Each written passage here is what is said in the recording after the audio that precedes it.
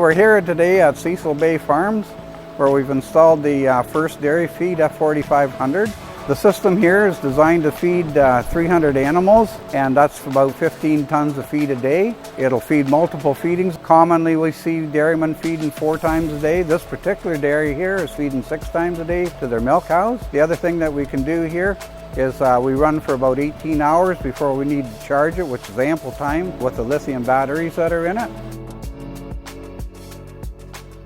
This system's designed to feed with either upright silos, or we can bring feed into the mixer using the bunkers.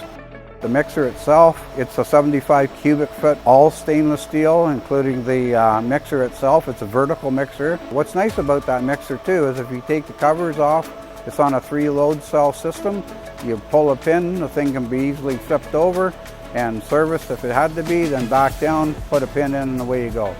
The vertical mixer, it actually got 3 speeds to it. The reason for the 3 speeds is when you get near the end and it's got to empty out or just to deliver the feed, we've got 3 options of speed to actually run that mixer. And also when it's actually doing the mix at the feed bunks or at the silos, we've got that option with 3 different speeds. That's a great feature we think that we have with the system.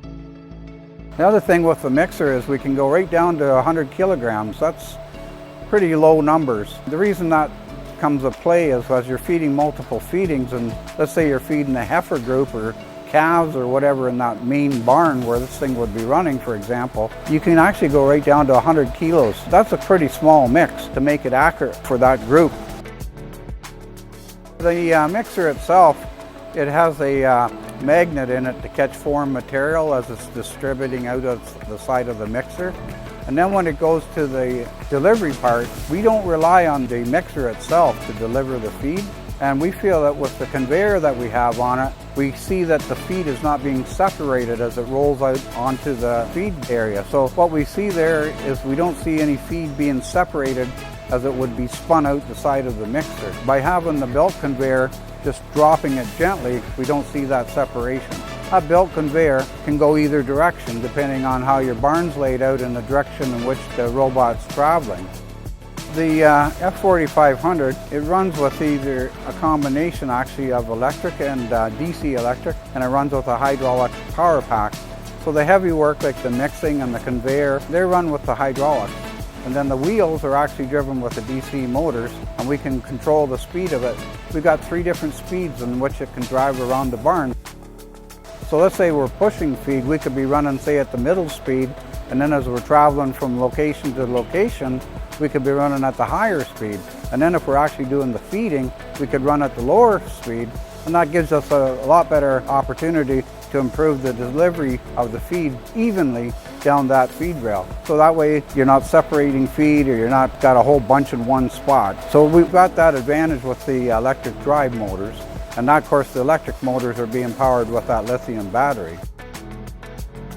We've got 2 skirts on this machine and they're split, the one on the front and the one on the back. And the advantage of that is whoever's had a feed pusher, you know, going in a circle, you have the tendency of getting feed inside that skirt. The way we've got it split, we can be pushing feed forward, for example, but it's not going to collect any residue behind it because we've got the back one lifted up. The other advantage of that, of course, is by having them lifted front and back, we don't need them down all the time. We're only going to lower one or the other at the time that we're actually pushing the feed. That's a great advantage. When we talk about 4 or 6 times a day feeding, we're also pushing feed in between them intervals to keep that feed up to the cow. The feed pushing part of it is really just a combination of the feed mixer, which makes all one integrated machine. Just to talk a little bit about the navigation, what we've done is kind of take it to the next level. We're using a laser up at the top, and with them lasers front and back, what we do is we map the barn with the computer to tell it where it is in the barn, and because it knows the obstacles in the barn, what we have on the outside of this barn, you'll see these reflectors. So why we want reflectors instead of a solid wall, we've got curtains in this barn, and it's going by the laser to read them reflectors. And once you go around the barn and you train it, it'll always travel in the same location or feed in different groups or decide when to lift the skirt or when to go to high speed and when to go to low speed, when to make a corner.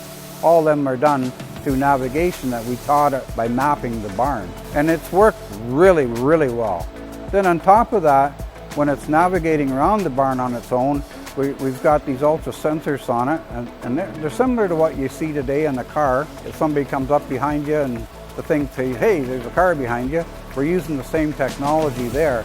And what that does, if your child or your kid gets in front of it, or there's something walks in front of it, it'll actually just stop, wait for that obstacle to leave or move, and then it just takes off again. And that's a really, really nice feature, because this is a robotic system. You have to rely on that kind of safety, otherwise somebody's going to get hurt. One thing that ties into that navigation too is we have a gyroscope. The gyroscope, what that does, we monitor the revolutions of the wheel, and we break it into 1,000 or whatever pieces in a revolution, and we know where it's traveling and how it's traveling. Let's say it spins or something, okay? We know that it's spun, okay? But what we're doing with that wheel gyroscope is we know where it is in the barn and how fast it's going and the positioning of it and so on. So it's just another way to tie in with the reflectors and the cameras on the top that are lasers. Just another way to make sure that this thing's moving safely around the barn.